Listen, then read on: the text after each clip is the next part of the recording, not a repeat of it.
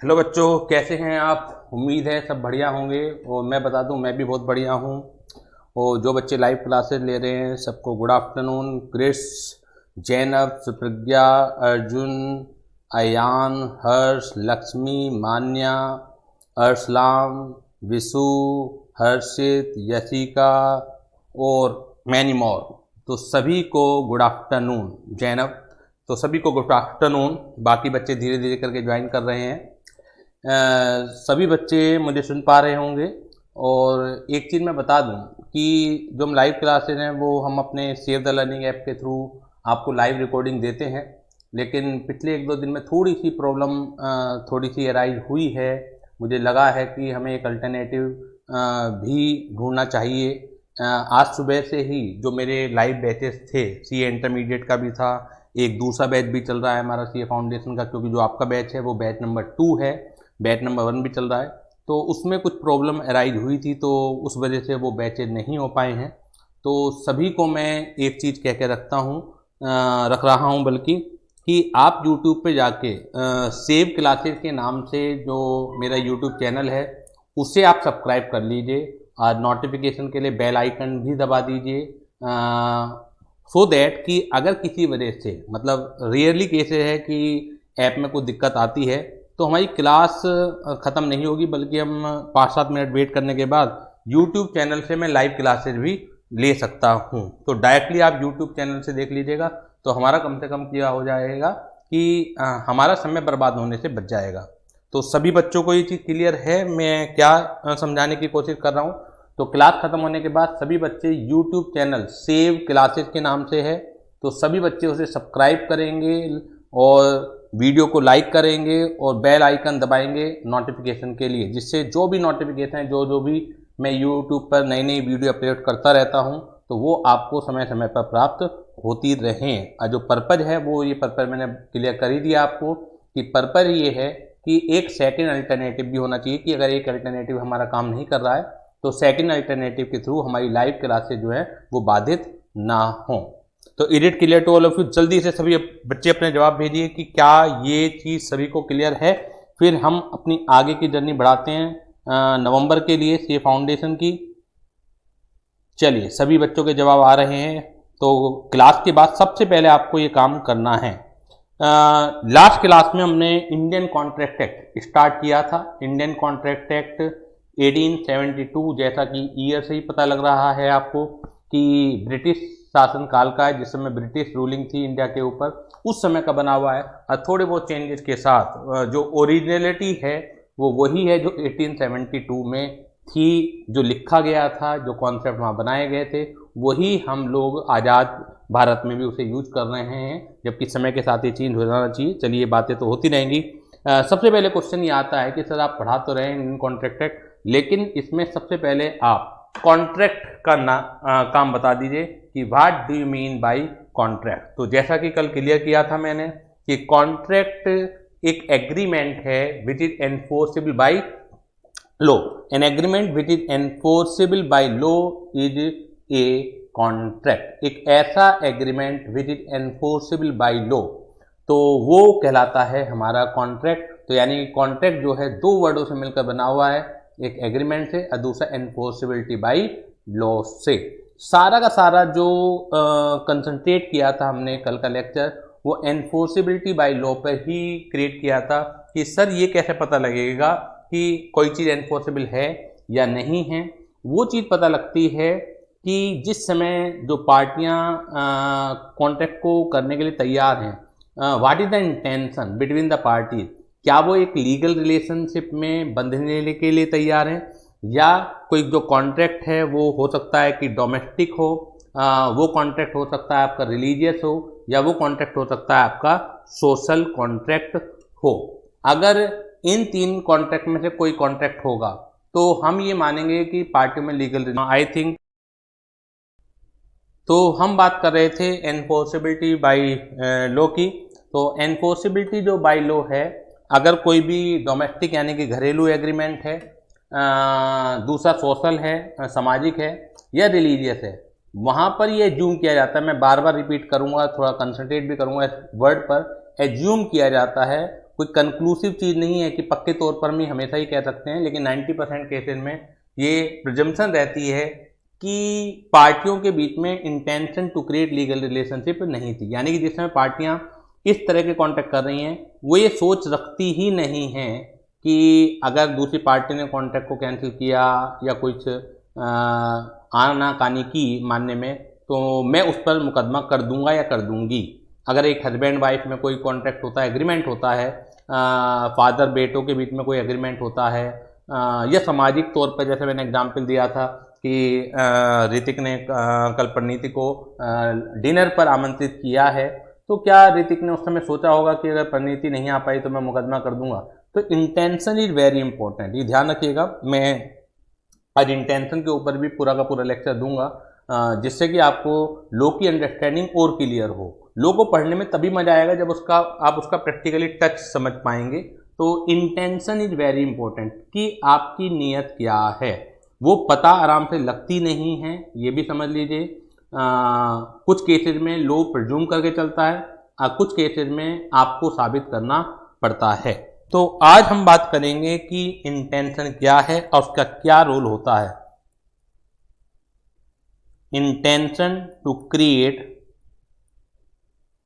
Legal relationship.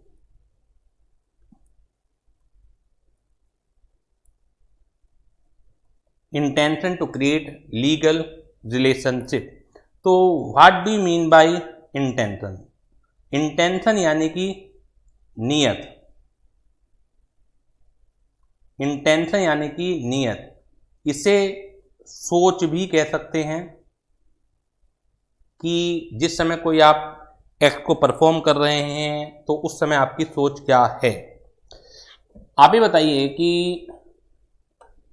एक example दे रहा हूँ इंडियन पेनल कोड का, मैं उसे कभी भी आजमाने की कोशिश मत कीजिएगा आप, लेकिन लॉ है तो लॉ में हमें अच्छी बातें और बुरी बातें दोनों ही सीखनी पड़ती हैं, और बुरी बातें ज़्यादा सीखनी पड़ती हैं क्योंकि प्रैक्टिकल लाइफ में पैसा वही कमा पाता है जो लॉ को, कानून के तरीके से तोड़ता है। यानी कि आप कानून को तोड़ भी दें और कानून आपका कुछ भी बाल बाका ना कर सके, तो पैसा वही कमाता है। एग्जाम्पल है, एक व्यक्ति है ना, उसका नाम ले लेते हैं, चलिए उसका नाम ले लेते हैं। कोई व्यक्ति है एम, मोहन, उसकी सोहन से बड़ी कैड़ी दुश्मनी है, राइवल हैं दोनों एक दूसरे के। और मोहन मतलब इतना चिढ़ता है सोहन से कि वो उसे मार डालना चाहता है, लेकिन मोहन को इसके कॉन्सिक्वेंसेस पता है। मोहन भी बेचारा शादीशुदा आदमी है, उसे पता है कि अगर सोहन को मैंने मारने की कोशिश की या मार डाला तो मुझे आजीवन कारावास की कैद हो जाएगी, मेरे बीवी बच्चों का क्या होगा, मेरा जो सामाजिक स्टेटस है वो छिन जाएगा। तो ऐसी दुश्मनी से भी क्या फ़ायदा। लेकिन आप सभी जानते हैं कि सभी के मन में इस तरह की भावनाएं आती रहती हैं। तो भावनाएं आना कोई इंडियन पेनल कोड में अपराध नहीं है। ऐसे तो हम रोज़ाना भगवान से प्रार्थना करते हैं, भगवान ये ऐसा हो जाए, वैसा हो जाए, इसके साथ ऐसा हो जाए। कोई आप दुर्भावना के बारे में सोच रहे हैं, किसी गलत काम के बारे में सोच रहे हैं, it is not a crime under the Indian penal code. लेकिन अगर आप उस काम को अंजाम दे रहे हैं तो it is a crime under the Indian penal code. इस बात को समझिएगा। तो जैसे मैं आपको बता रहा हूँ कि मोहन सोहन के बारे में कुछ बदनीयती रखता है, उसे मार डालना चाहता है, लेकिन कॉन्सिक्वेंसेस भी पता है। तो एक दिन जो मोहन है गाड़ी चला रहा था एक सड़क पर, एक रोड पर, अच्छी खासी स्पीड थी। उसने देखा कि सोहन जो है रास्ता पार कर रहा है उसी के सामने से, बस कुछ फीट दूरी पर ही है। मोहन के दिमाग में एकदम एक विचार आया, गलत विचार आया कि क्यों ना इसे उड़ा दिया जाए, सोहन को उड़ा दिया जाए। अब आप ये बता दीजिए कि मोहन ने अगर सोहन को उड़ा दिया, सोहन की डेथ हो जाती है, तो क्या कानूनन मोहन को मर्डर का दोषी पाया जाएगा या ये पाया जाएगा कि लापरवाही से गाड़ी चलाते हुए एक एक्सीडेंट हुआ है और एक्सीडेंट के केस में जो कार्रवाई बनती है मोहन के ऊपर, बस वही कार्रवाई करके निपटाया जाएगा? जल्दी से मुझे बताइए क्या लगता है आपको? जबकि दिस इज द मर्डर, यानी कि आप चाहते तो गाड़ी को रोक भी सकते थे, लेकिन क्या कोई भी सोहन का वकील ये प्रूव कर पाएगा कि मोहन ने जानबूझ के ऐसा किया है? मोहन तो कह देगा जी अचानक हो गया, ये रोजाना एक्सीडेंट होते हैं। तो क्या जिन गाड़ियों से रोजाना एक्सीडेंट होते हैं तो वो मर्डर के केस में सजा काट रहे होते हैं? कई सारी मूवीज में भी आपने देखा होगा इस तरह के काम होते हुए। तो क्या ये मर्डर की सजा काट रहे होते हैं? जबकि हो सकता है उनमें से बहुत सारे केसेस मर्डर हों, लेकिन इंटेंशन, यानी कि जब तक कोर्ट में प्रूव ना हो जाए कि मोहन की उस समय नीयत सोहन को मारने की थी, तो जब तक मोहन को मर्डर का दोषी नहीं पाया जाएगा, इंडियन पेनल कोड में उसे मर्डर का दोषी नहीं करार दिया जा सकता। ये सिंपल एक एक्सीडेंट का केस लगेगा। तो जल्दी से मुझे बताइए कि इंटेंशन के बारे में कुछ आपको थोड़ा थोड़ा क्लियर होना स्टार्ट हुआ या नहीं हुआ, कि intention is very very important किसी भी लॉ में।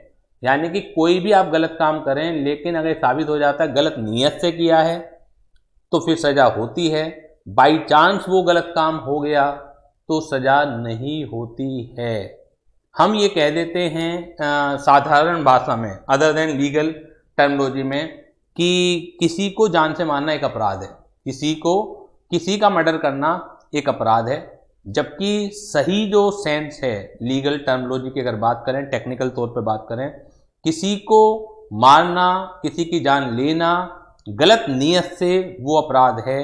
अदरवाइज आप ये बताइए, किसी की जान लेना अगर अपराध होता कानूनन, तो अगर एक पागल से मर्डर हो जाए तो उसे सजा क्यों नहीं होती है? उसे सिंपल पागल खाने भेजा जाता है, और अगर वो सही हो जाता है तो बाइज्जत उसे क्या किया जाता है? बरी भी किया जाता है। तो आज से अपनी समझ को बढ़ाइएगा कि कोई भी जो इंडियन पेनल कोड में क्राइम लिखे हुए हैं, कई सारी लिस्ट है क्राइम की, तो जो लिखे हुए हैं कोई सा भी क्राइम अगर ये साबित हो जाता है कि ये गलत नीयत से किया गया है, तो ही उसमें वो सजा लगती है जो एक्ट में दी गई होती है। अगर ये साबित नहीं हो पाता है कि आपकी नीयत गलत थी, यानी कि ये अगर साबित होता है कि बाई चांस हो गया है, ये चीज़ लापरवाही इन्वॉल्व थी लेकिन आपकी नीयत गलत नहीं थी, तो उस केस में वो प्रावधान, वो प्रोविजन जो लगने चाहिए थे वो एप्लीकेबल नहीं होते हैं। तो intention is very very important. तो हम बात अपने टॉपिक पर आ जाते हैं, एनफोर्सिबिलिटी बाय लॉ पर। तो एनफोर्सिबिलिटी बाय लॉ में डोमेस्टिक जो घरेलू हैं, सोशल सामाजिक हैं, और जो रिलीजियस धार्मिक हैं, उनमें ये माना जाता है, प्रिजम्पशन है, ये माना जाता है कि नॉर्मली पार्टियों के बीच में intention to create legal relationship नहीं होती है। लेकिन जैसे मैंने कल भी बताया, क्योंकि काफ़ी लोग ये कहते हैं, बच्चे भी गलत पढ़ लेते हैं, काफ़ी लोग ये कहते हैं कि कभी भी जो रिलीजियस कॉन्ट्रैक्ट है, सोशल कॉन्ट्रैक्ट है, डोमेस्टिक कॉन्ट्रैक्ट है, उनमें कभी भी पार्टियां एक दूसरे के ऊपर मुकदमा नहीं कर सकती हैं। ये कहना गलत है। मैं आपको इंडियन कॉन्ट्रैक्ट एक्ट में और सीए फाउंडेशन के कोर्स में ही ये भी पढ़ाऊंगा आपको कि कहाँ कहाँ पार्टियां मुकदमा कर पाती हैं डोमेस्टिक कॉन्ट्रैक्ट के होने के बावजूद, सोशल कॉन्ट्रैक्ट के होने के बावजूद, रिलीजियस कॉन्ट्रैक्ट होने के बावजूद। तो ये कहना बिल्कुल गलत है कि कभी मुकदमा नहीं हो सकता। 99% केसेस में मुकदमा नहीं हो सकता, क्योंकि ये माना जाता है intention to create legal relationship नहीं होती है। लेकिन अगर पार्टियां, जिसे नुकसान हो रहा है इस वजह से कि हम मुकदमा नहीं कर पा रहे हैं, क्योंकि दो पार्टियां, एक मुकदमा करना चाहेगी, एक नहीं करना चाहेगी, तो जो मुकदमा करना चाह रही है उसका मुकदमा क्यों खारिज हो जाएगा? क्योंकि कोर्ट ये मानेगी intention to create legal relationship नहीं है, एनफोर्सिबिलिटी बाय लॉ नहीं है। लेकिन अगर उस पार्टी के पास कुछ सबूत मौजूद है, कुछ एविडेंस मौजूद है जिससे वो साबित कर सके कि जी मेरी नियत तो, या पार्टियों की नियत तो उस समय भी यही थी, तो उस केस में कोर्ट सुनवाई करेगा, और जो डिसीजन ब्रीच ऑफ कॉन्ट्रैक्ट का लगता होगा वो डिसीजन उसे देना पड़ेगा। तो ये जो रूल है वो 100% केसेज में एप्लीकेबल नहीं होता है कि किसी भी डोमेस्टिक, किसी भी रिलीजियस, किसी भी सोशल कॉन्ट्रैक्ट में मुकदमा नहीं हो सकता। तो मुझे लगता है कि आप ये चीज़ अच्छी तरह से क्लियर हो गई होगी आपको कि कॉन्ट्रैक्ट क्या है, an agreement, enforceability by law. Enforceability by law भी मैंने आपको बता दिया कि एक agreement is enforceable by law when it creates some legal obligation. अगर कुछ लीगल ऑब्लिगेशन है तो वो एनफोर्सेबल बाय लॉ कहलाता है। और जो भी सोशल हैं, रिलीजियस हैं, डोमेस्टिक एग्रीमेंट है, यूजुअल प्रिजम्पशन ये रहती है कि they do not intend to create legal relationship. Intend यानी कि सोच, ये यूजुअल प्रिजम्पशन रहती है कि उन पार्टी के बीच में अभाव रहता है लीगल रिलेशनशिप क्रिएट करने का। ये दो एग्जाम्पल मैंने कराई दिए थे, ऋतिक और परिणीता का भी। ऋतिक ने परिणीता को डिनर पर बुलाया था, डिनर पर नहीं आ पाई, ऋतिक को काफ़ी गुस्सा है, तो क्या ऋतिक मुकदमा कर सकता है? क्वेश्चन आपका ये सामने है, can Hrithik sue Parineeti for breach of contract? तो the big answer is no, मुकदमा नहीं किया जा सकता, because this is a social contract. Another example जो कॉन्ट्रैक्ट था बिटवीन सलमान एंड रणबीर था। Salman offers to sell his car, BMW car 10 lakh to Ranbir.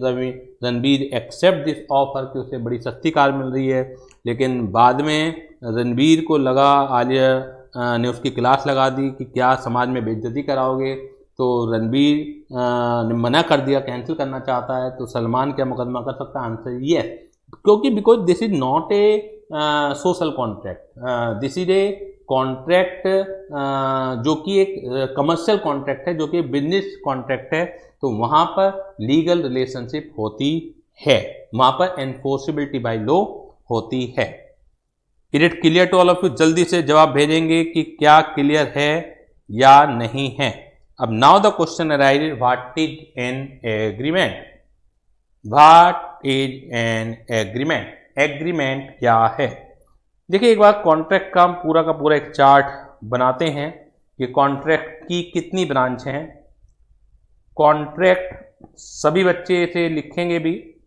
Contract जो है दो वर्डों से मिलकर बना हुआ है, an agreement,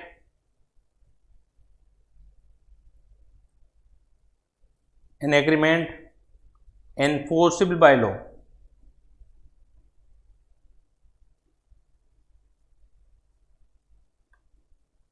enforceability by law.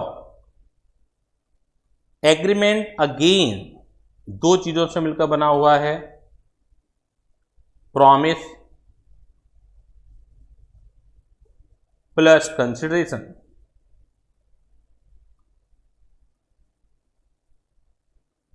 Promise plus consideration.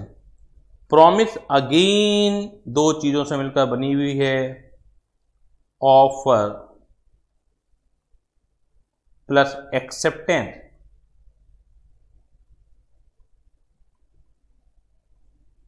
Offer plus acceptance. Please write down this chart. जल्दी से इस चार्ट को कॉपी कीजिए, फिर हम इसे एक्सप्लेन करना शुरू करते हैं।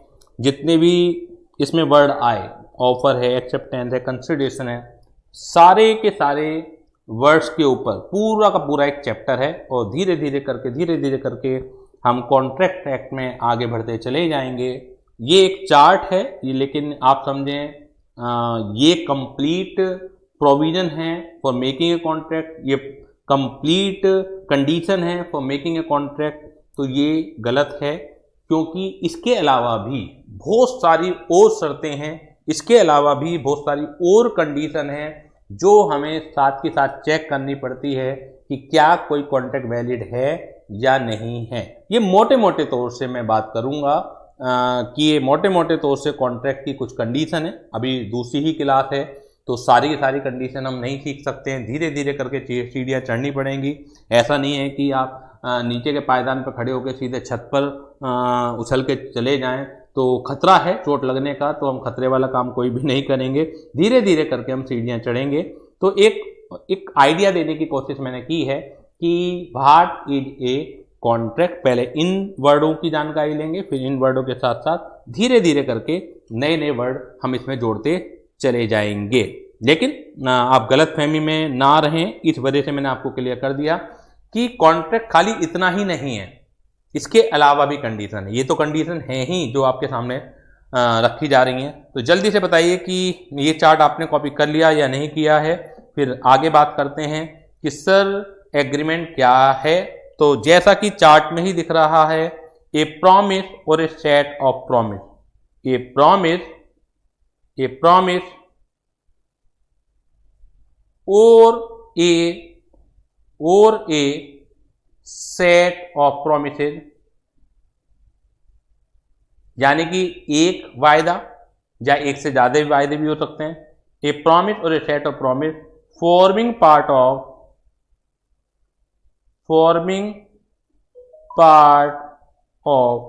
Consideration for each other.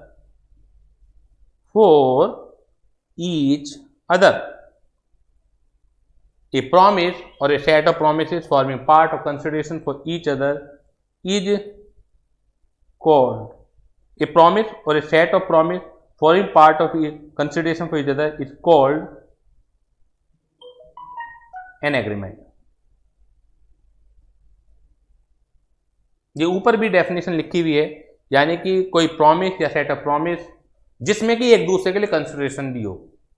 अब बात ये आती है सर कंसिडरेशन क्या है? पूरा का पूरा एक लीगल मीनिंग है जो कि हम समझेंगे अलग से चैप्टर में,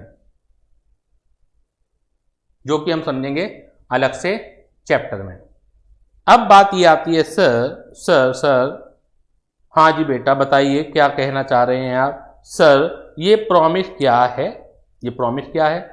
N offer when accepted becomes a promise। Sir एक जगह से निकले दूसरी जगह हम फंस गए, प्रॉमिस हम पूछने चले, अब आपने एक दो नए वर्ड दे दिए सर, ऑफर दे दिया, एक्सेप्टेंस दे दिया। सर ये भी तो बताइए कि ऑफर क्या है, एक्सेप्टेंस क्या है?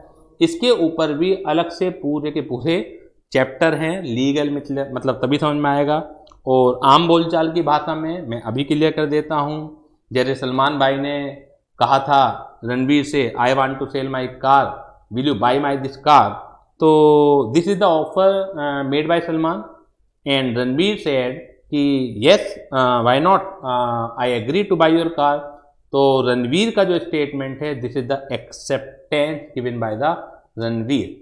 एक पार्टी जो पहल करती है, अपना कुछ प्रस्ताव रखती है दूसरी पार्टी के सामने, तो दिस इज कॉल्ड ऑफर। और दूसरी पार्टी अगर उस प्रस्ताव को के प्रति अपनी सहमति जताती है तो दिस इज कॉल्ड एक्सेप्टेंस। तो ये एक आम बोलचाल की भाषा में हम ऑफर एक्सेप्टेंस ले सकते हैं, लेकिन जब लीगल टर्मिनोलॉजी आएगी, लीगल मतलब समझाऊंगा, तो कुछ और टेक्निकलिटीज भी आएंगी, कोई और तकनीकी बातें भी आएंगी कि अगर वो तकनीकी कंडीशन सेटिस्फाइड हो रही हैं तो ही हम किसी बात को ऑफर मानेंगे या किसी बात को एक्सेप्टेंस मानेंगे। अगर वो तकनीकी बातें मतलब नहीं पूरी हो पा रही हैं उस स्टेटमेंट में, तो वो ऑफर या एक्सेप्टेंस नहीं माना जा सकता है। तो जल्दी से बताइए ये आपने कॉपी कर लिया है या नहीं कर लिया है? वैसे ऊपर भी इसकी डेफिनेशन है, लेकिन जो भी मैं लिखवाऊँ वो साथ के साथ कॉपी अगर आप एक रजिस्टर लेके चलेंगे तो बहुत सारी चीज़ें आपको साथ के साथ याद होते हुए चली जाएंगी।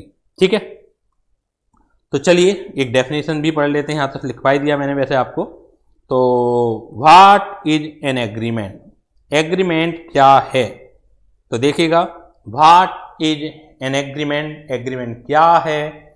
Every promise and every set of promises.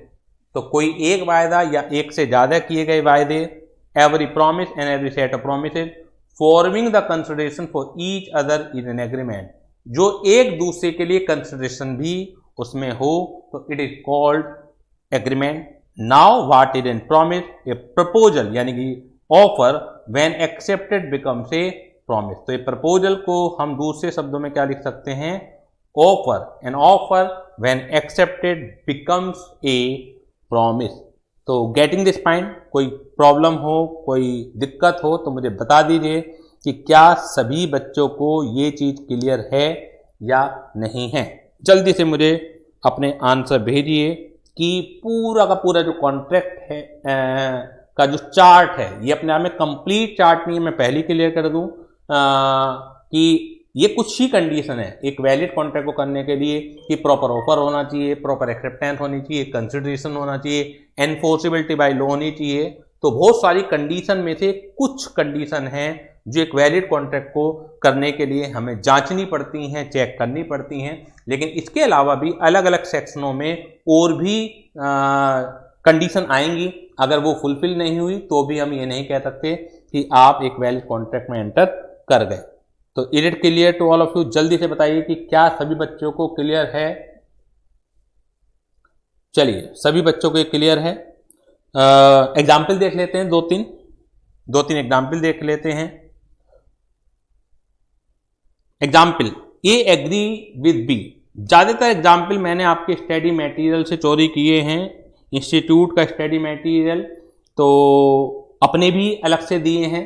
लेकिन क्यों मैं स्टडी मटेरियल को प्रेफर करता हूं, देखिए पूरे के पूरे सीए जर्नी के दौरान अगर आप स्टडी मटेरियल को भी पढ़ेंगे, जो हमारे नोट्स हैं वो तो पढ़ने ही पढ़ने हैं, लेकिन अगर हम कोई भी टीचर, मैं हूँ या कोई भी इंस्टीट्यूट है, अगर वो स्टडी मटेरियल को अलग करके केवल अपने ही नोट्स पर से तैयारी कराते हैं तो आपकी पासिंग परसेंटेज के जो चांस हैं वो बहुत कम हो जाते हैं, ये समझ लीजिए। इंस्टीट्यूट का स्टडी मटेरियल सबसे पहले पढ़ना है, उसके साथ साथ हमारे नोट्स आपको पढ़ने हैं। मैंने क्या किया हुआ है, इंस्टीट्यूट का स्टडी मटेरियल पूरा का पूरा इनकॉर्पोरेट कर रखा है इसमें, तो आपको अलग से कोई ज़रूरत नहीं है। लेकिन अगर आप चेक करना चाहें तो आप तब भी चेक कर सकते हैं कि हाँ, इंस्टीट्यूट का स्टडी मटेरियल जो भी रेलेवेंट पार्ट है, कुछ एक चीज़ें होती हैं जो इरेलेवेंट होती हैं, वो बहुत कुछ ही होती हैं। ऐसा नहीं कि मैं 50% कह दूँ 50% बेकार है, ऐसा कभी भी नहीं होता है।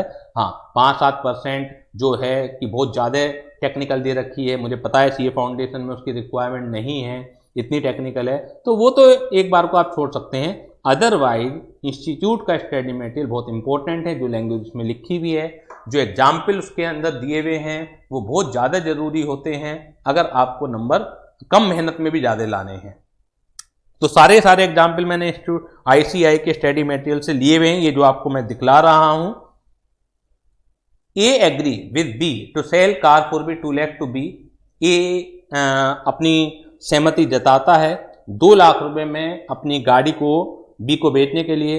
Here A is under an obligation to give car to B. तो यहाँ पर ए की ड्यूटी भी बनती है कि जो स्पेसिफाइड डेट है, जो भी दोनों के बीच में कॉन्ट्रैक्ट में तय हुई होगी, बी को अपनी कार दे, and B has the right to receive the car on payment of 2 lakh. और बी का राइट है कि कार को रिसीव करने का, लेकिन बी की ड्यूटी भी है 2 लाख रुपए देने की। And B is under an obligation to pay 2 lakh to A, and A has a right to receive 2 lakh. तो दोनों पार्टियों के कुछ राइट्स हैं और दोनों ही पार्टियों की कुछ ड्यूटी हैं। तो ए देखिएगा, ए ने ऑफर दिया, बी ने एक्सेप्ट कर लिया। तो एक टाइम आया होगा कि ए ने ऑफर दिया, बी ने एक्सेप्ट किया, तो ये बन गया आपका प्रॉमिस। और क्योंकि 2 लाख रुपए का कंसिडरेशन है, बी 2 लाख रुपए दे रहा है, तो ए के लिए कंसिडरेशन 2 लाख रुपए और बी के लिए कंसिडरेशन ए, क्योंकि गाड़ी दे रहा है। कंसिडरेशन का मतलब ऐसा नहीं कि दोनों तरफ से कैश होना चाहिए या मॉनेटरी टर्म में होना चाहिए। एक व्यक्ति अपना गुड्स दे रहा है, कार दे रहा है, और दूसरा व्यक्ति उसमें कैश दे रहा है, तो दोनों के लिए कंसिडरेशन है इसके अंदर। तो ये एक एग्रीमेंट बन गया। क्योंकि एक एग्रीमेंट ऐसा है कि जो कि एक कमर्शियल एग्रीमेंट है, ये सोशल और रिलीजियस और डोमेस्टिक नहीं है, तो ये एनफोर्सेबल बाय लॉ भी है। अब एनफोर्सेबल बाय लॉ भी है तो ये क्या बन गया, आपका कॉन्ट्रैक्ट बन गया। लेकिन जैसे जैसे आप आगे बढ़ोगे तो कॉन्ट्रैक्ट में खाली इतनी ही चीजें चेक नहीं करनी है जो मैंने अभी 3-4 चीजें बताई, और आप ये सोचेंगे 3-4 चीजें चेक होने के बाद सीधे आप ये कह दें, डिसाइड कर दें कि कॉन्ट्रैक्ट बन गया, ऐसा नहीं है। धीरे धीरे करके और भी कंडीशन आएंगी, जब उनका आपको पहचानने लगोगे तो आपको उन चीजों को भी देखना पड़ेगा कि वास्तव में कॉन्ट्रैक्ट है भी या नहीं है। Next, father promises his son to pay him pocket allowance of 500 every month. Father ने अपने बेटे से प्रॉमिस किया 500 रुपये हर महीने जेब खर्च के लिए देंगे। अब ये बताइए कि ये एक लीगल रिलेशनशिप है, क्या ये कमर्शियल एग्रीमेंट है, या एक डोमेस्टिक है? डोमेस्टिक और सोशल एग्रीमेंट में बहुत ज़्यादा अंतर नहीं है। डोमेस्टिक एग्रीमेंट सोशल की ही एक ब्रांच है। तो इंस्टीट्यूट ने बहुत सारी जगह सोशल वर्ड यूज कर रखा है, तो कोई इसमें परेशान होने की जरूरत नहीं है, क्योंकि एक सामाजिक रिश्ता, जैसे 2 दोस्तों का सामाजिक रिश्ता होता है तो बाप बेटे का भी एक सामाजिक रिश्ता होता है, क्योंकि वो एक परिवार के हिस्सा हैं, तो इसलिए उन्हें डोमेस्टिक भी कह दिया जाता है। तो इनमें क्योंकि लीगल रिलेशनशिप का अभाव नहीं। वैसे अगर आपसे पूछा जाए कि क्या ये एग्रीमेंट है, क्या ये प्रॉमिस है, पहले तो ये पूछा जाएगा, तो प्रॉमिस तो है। Father promises son to pay him pocket allowance of 500 every month but he refused to pay later. बाद में फादर ने मना कर दिया। The son can not recover the same in the court of law as this is a social agreement. इसे आप domestic agreement भी लिख सकते थे। This is not created with an intention to create legal relationship and it is not a contract. अगर आपसे पूछा जाए कि क्या ये प्रॉमिस है, खाली इतना पूछा जाए, तो इसका आंसर क्या होगा? क्या ये प्रॉमिस है? जल्दी से बताइए कि क्या ये प्रॉमिस है? Father promises his son to pay him pocket allowance. Promise क्या होता है? An offer when accepted becomes a promise. तो क्या ये प्रॉमिस है? तो आंसर इज यस। क्या ये एग्रीमेंट है? अगर आपसे पूछा जाए क्या ये एग्रीमेंट है, क्या ये एग्रीमेंट है, अगर आपसे पूछा जाए। स्वाति का जवाब आया नो, मानस का जवाब आया नो। तो बहुत बढ़िया, स्वाति, मानस, बहुत सारे बच्चे ये भी सोचे होंगे कि एग्रीमेंट तो है, तो ये कहना गलत है। और स्वाति और मानस, मैं बड़ा खुश हूँ, सेटिस्फाइड हूँ कि आपने उस टेक्निकलिटी को पहचाना और नो आंसर दिया। रीजन इज बीइंग, मैं बता दूं आपको, मैं यूट्यूब पे बहुत सारे लोगों की, सभी लोग देखते होंगे क्लासेस, बहुत बड़े बड़े टीचर हैं जिनका नाम है यूट्यूब में, उन्होंने इसे एग्रीमेंट बता दिया। अब वो गलत बताया है। एग्रीमेंट क्या होता है भाई? ए प्रॉमिस और a set of promise forming part of the consideration for each other. Father तो 500 रुपये दे रहे हैं, लेकिन बेटा क्या देगा उस 500 रुपये के बदले में? क्या दोनों तरफा ये कंसिडरेशन है? बताइए मुझे, क्या बोथ साइडेड ये कंसिडरेशन का काम करता है? तो बड़ा अफसोस सा होता है कि एक्चुअली लॉ पढ़ाना सबसे इजी टास्क भी है और सबसे मुश्किल भी है। इजी टास्क इसलिए है कि बच्चों को कुछ नहीं पता होता है लॉ की जानकारी। अब कुछ भी मैं पढ़ा के चला जाऊं, निकल जाऊं, आप मुझे टोक नहीं पाओगे, आप मेरी गलती नहीं पहचान पाओगे। इसलिए आसान भी है और मुश्किल इसलिए है कि बहुत टेक्निकल बातें होती हैं, बारीकी बातें होती हैं, उन्हें ऑब्जर्व करना, आइडेंटिफाई करना, उसके बाद आपको समझाना। तो वो एक रेगुलर प्रैक्टिस का, रेगुलर अपडेशन का, वो कितनी टेक्निकल नॉलेज किस में है उसका काम है। तो बहुत सारे लोग हैं, जब ये क्वेश्चन आता है तो ये बता देते हैं कॉन्ट्रैक्ट तो नहीं है। पहचानना तो बड़ा सिंपल है, क्योंकि साफ साफ रट लिया कि डोमेस्टिक कॉन्ट्रैक्ट या सोशल कॉन्ट्रैक्ट नहीं होते हैं, लीगल एनफोर्सेबिलिटी नहीं होती है। लेकिन साथ के साथ वो बताते हैं एग्रीमेंट है, लेकिन एनफोर्सेबल नहीं है। ये एग्रीमेंट भी नहीं है, हाँ खाली प्रॉमिस है, खाली ये प्रॉमिस है, लेकिन ये एग्रीमेंट नहीं है। एग्रीमेंट के लिए बोथ पार्टीज में क्या होना चाहिए? कंसिडरेशन होना जरूरी है। तो is it clear to all of you? सभी बच्चों के क्लियर है?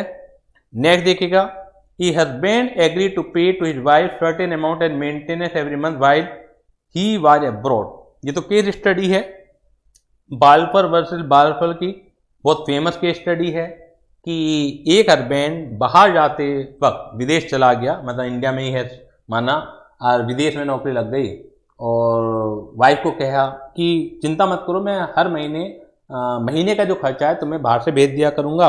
हस्बैंड फेल टू पे द प्रोमिस्ड अमाउंट, हो सकता है बाहर कोई और बाहर वाली मिल गई हो, और हस्बैंड तो अपना लग गया उसमें, अपनी वाइफ को भूल गया, तो जो उसने प्रॉमिस किया था अमाउंट वो भेज नहीं पा रहा। अब वाइफ को गुस्सा आया, wife sued him for the recovery of the amount.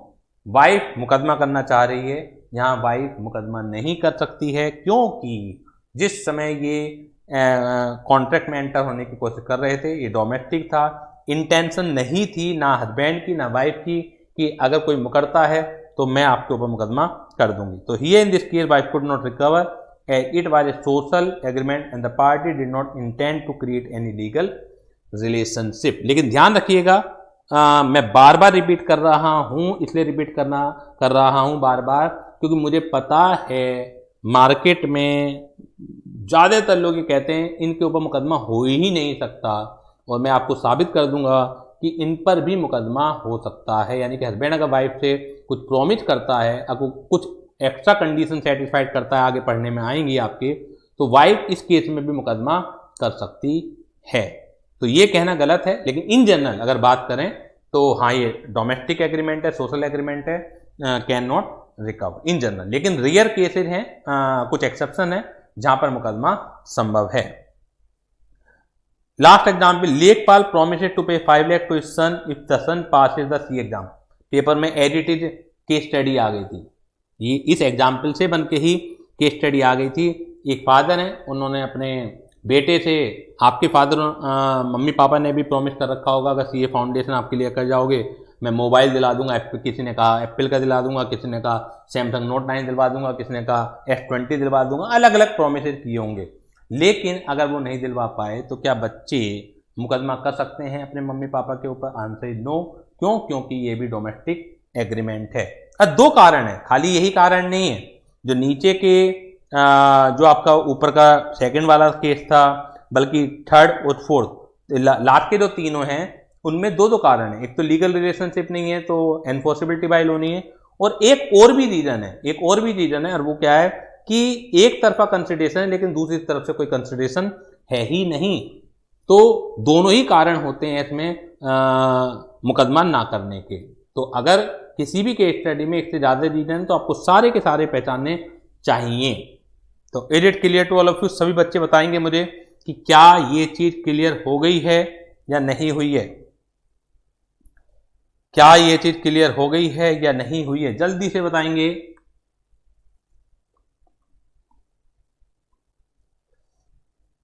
देखिएगा नेक्स्ट पेज पर है difference between agreement and a contract. जानना जरूरी है। एक ये स्टेटमेंट भी दिया जाता है, all contract are agreement but all agreement are not contract. एक स्टेटमेंट बहुत जरूरी है, आपको पता होना चाहिए कि every agreement need not to B a contract but every contract is an agreement. समझ में आ रही है बात आपके? सारे के सारे एग्रीमेंट कॉन्ट्रैक्ट हों ये जरूरी नहीं है, क्योंकि only those agreement are contract which are enforceable by law but all contract are an agreement. लेकिन जितने भी कॉन्ट्रैक्ट होंगे वो एग्रीमेंट तो होंगे ही होंगे। एक तो यही अंतर हो गया। दूसरा मीनिंग का डिफरेंस है। Meaning agreement every promise and every set of promise forming the consideration for each other, ये एग्रीमेंट है। Contract and agreement enforceable by law. Scope, it is a wider term including both legal and social agreement. Agreement में social और legal दोनों ही तरह के शामिल हैं। Contract केवल लीगल जितने भी चीजें होंगी, लीगल एनफोर्सेबिलिटी होगी, वही कॉन्ट्रैक्ट बनेगा। It is used in a narrow sense with the specification that contract is only legally enforceable agreement. It may not create legal obligation, an agreement does not always grants right to the party. जरूरी नहीं है necessarily creates a legal obligation. A contract always grants certain right to the every party. Nature, all agreement are not contract but all contract are agreement. कई बार question आ जाता 3 number में, comment on this statement. All agreement are not contract but all contract are an agreement. तो क्या लिखेंगे आप इसमें? जल्दी से मुझे बताइए, क्योंकि ये क्वेश्चन सीधे सीधे तौर पर आप टेक्स्ट मैसेज के थ्रू नहीं बता सकते हैं। तो जल्दी से सुप्रज्ञा, आप सुप्रज्ञा का नंबर है, जल्दी से मुझे कॉल लगाया जाए हॉटलाइन पर और मैं आपका आंसर सुनना चाह रहा हूं। अगर 3-4 नंबर में ये केस आता है, ये क्वेश्चन आता है आपका, all agreement are not contract but all agreement are not contract but all contract are an agreement, ये कमेंट ऑन दिस स्टेटमेंट, तो क्या क्या आप इसमें लिखेंगे? क्योंकि आंसर को लिखना भी एक कला है। कॉन्सेप्ट तो मैंने समझा ही दिया आपको, अब आंसर को लिखना भी एक आर्ट है कि आपकी जो सोच है वो कैसे कैसे काम करती है।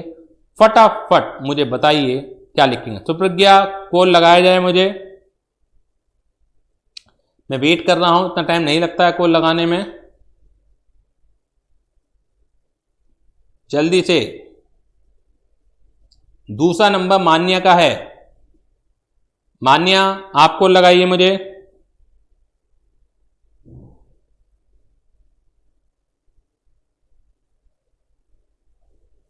बेटा लिख के बहुत सारी चीज एक्सप्लेन नहीं हो सकती है। मान्या प्लीज कनेक्ट कीजिए कॉल से मुझे, मैं जानना चाह रहा हूं कि आपके मन में क्या चल रहा है।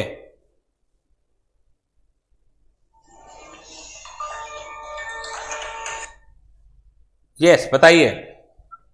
सारे कॉन्ट्रैक्ट एग्रीमेंट नहीं हो सकते, क्योंकि एग्रीमेंट होते हैं क्योंकि हर कॉन्ट्रैक्ट में कोई ना कोई कंसिडरेशन होती है।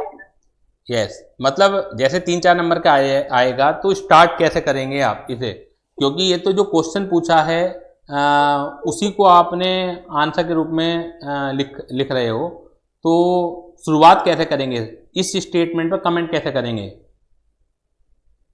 मतलब सबसे पहले आप एग्रीमेंट की परिभाषा लिखेंगे, कॉन्ट्रैक्ट की परिभाषा लिखेंगे, है ना। स्टार्ट तो इसी तरह से होगा ना, जब उन्होंने कमेंट मांगा है इस चीज़ के ऊपर तो स्टार्ट तो इसी तरह से होगा।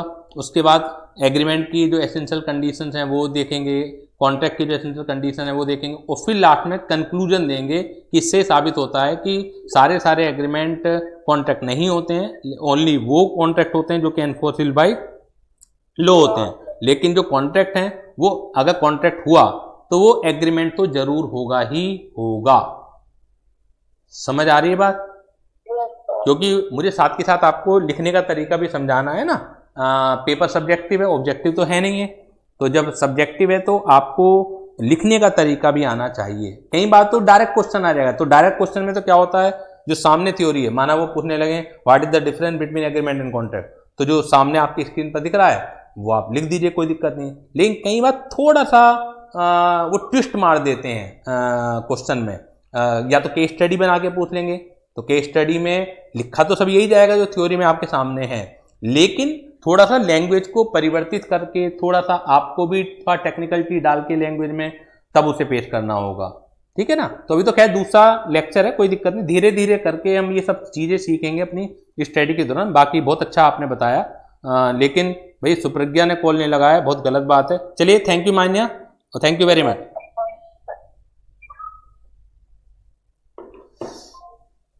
अब बात है essentials of a valid contract. ये भी हम पूरा नहीं पढ़ेंगे, लेकिन जैसे मैं बार बार आपको क्लियर कर रहा हूं, नहीं तो ये रटा दिया जाता है बच्चों के, जी प्रॉपर ऑफर होना चाहिए, प्रॉपर एक्सेप्टेंस होनी चाहिए, प्रॉपर कंसिडरेशन होना चाहिए, वो कॉन्ट्रैक्ट बन जाएगा। तो ये मोटे मोटे तौर से है, यानी कि ऊपरी तौर से हम कह सकते हैं कि फिलहाल इतना ही है, लेकिन ये एक आपके सामने एक पिक्चर मैंने दी है जिसमें ये लिख रखा है कि इसके अलावा भी कुछ कंडीशन होती हैं। वो भी कंडीशन बहुत ज़्यादा समझ में नहीं आएंगी, लेकिन एक बार पढ़ लेते हैं।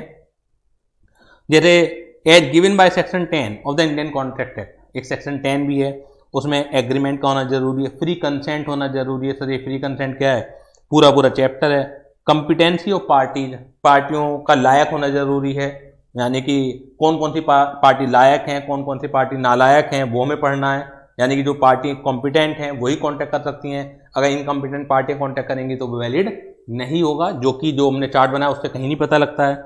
लॉफुल कंसिडरेशन होना चाहिए, यहाँ तो पता लग रहा है कंसिडरेशन होना चाहिए, तो ऐसा तो नहीं पता लग रहा कि लॉफुल होना चाहिए, तो ये आगे के सेक्शन में बता रखा है। लॉफुल ऑब्जेक्ट होना चाहिए, यहाँ से तो ये पता लग रहा है प्रॉपर ऑफर हो, प्रॉपर एक्सेप्टेंस हो, कंसिडरेशन हो, कॉन्ट्रैक्ट हो जाएगा, एनफोर्सेबिलिटी बाय लॉ। लेकिन जिस पर्पज के लिए आप कॉन्टैक्ट कर रहे हैं, पर्पज भी लॉफुल होना जरूरी है, और not expressly declare to be void. India में कुछ कॉन्ट्रैक्ट ऐसे हैं जिसमें सारी शर्तें पूरी होंगी जो भी आप पढ़ते हो, लेकिन तब भी एक लिस्ट बना रखी है सेक्शन 24 to 30 एंड सेक्शन 56 कि ये कॉन्ट्रैक्ट तो इंडिया में वॉइड ही डिक्लेयर हैं, चाहे आप कितनी भी कंडीशन पूरी कर लीजिए, तो उस लिस्ट में वो कॉन्ट्रैक्ट नहीं आने चाहिए। घबराने की जरूरत नहीं, धीरे धीरे करके हम पढ़ेंगे, लेकिन दिया इसलिए मैंने शुरुआत में ही दे दिया, जबकि मैं बाद में भी दे सकता था, कि शुरुआत से ही ठीक ठाक आपके दिमाग में कॉन्सेप्ट बने रहें तो वो ज़्यादा अच्छा है। शुरुआत में गलत कॉन्सेप्ट डालूं, फिर धीरे धीरे करके जब बाद में जिक्र आएगा तो आप उससे कोरिलेट कर पाएँ नहीं कर पाएँ तो कई बार दिक्कत हो जाती है। सेक्शन 10 के अलावा भी हैं कुछ कंडीशन, 2 पार्टियाँ होनी चाहिए, intention to create legal relationship होनी चाहिए, वो तो हमने पढ़ ही दिया। फुलफिलमेंट ऑफ लीगल फॉर्मेलिटीज, तो कुछ जगह लीगल फॉर्मेलिटीज और भी हो जाती हैं, वो मैं धीरे धीरे करके बताऊंगा। Certainty of meaning, possibility of performance, तो इज इट क्लियर? अभी बहुत ज़्यादा क्लियर नहीं हुआ होगा, ये मुझे भी मालूम है, लेकिन फिर भी थोड़ा बहुत भी जो बताने की कोशिश कर रहा हूं मैं कि कॉन्ट्रैक्ट को करने के लिए जो आपने शुरुआत में चार्ट देखा, agreement enforceable by law, agreement होता है प्रॉमिस प्लस कंसिडरेशन, प्रॉमिस होता है ऑफर प्लस एक्सेप्टेंस, खाली इतना ही नहीं है, इसके अलावा पूरा एक अलग दुनिया है। वो जो दुनिया है वो आपके सामने यहाँ है, और ये भी कंप्लीट नहीं है, इसके अलावा भी कुछ एक कंडीशन और हो सकती हैं कि एक वैलिड कॉन्ट्रैक्ट को होने के लिए। तो इज इट क्लियर? जल्दी से बताइए कि क्लियर है या नहीं है। तो चलिए आज की क्लास हम लोग यहीं पर साइन ऑफ करते हैं। नेक्स्ट क्लास यानी कि कल हम मिलेंगे दोबारा से। तो तब तक के लिए अलविदा, bye bye, thank you very much. और जैसा कि मैंने आपको बताया कि मेरे जो सेव क्लासेज है उसे आप ज्वाइन कर लीजिए, सब्सक्राइब कर लीजिए, बेल आइकन और फॉर ऑल नोटिफिकेशन आप दबा दीजिए, जिससे जैसे ही मैं कोई क्लास अपलोड करूं तो वो आपको मिल जाए। वैसे तो आप क्योंकि मेरे स्टूडेंट हैं तो आपको ऐप पर भी क्लास मिल जाएगी, लेकिन बहुत सारी इन्फॉर्मेशन वहाँ से भी आपको मिलती रहती हैं, तो उसे ज़रूर आप सब्सक्राइब कर लीजिए। किसी भी दिन अगर कोई ऐप में प्रॉब्लम आती है तो हम फिर YouTube लाइव से भी क्लासेस ले सकते हैं। तो चलिए, थैंक यू वेरी मच।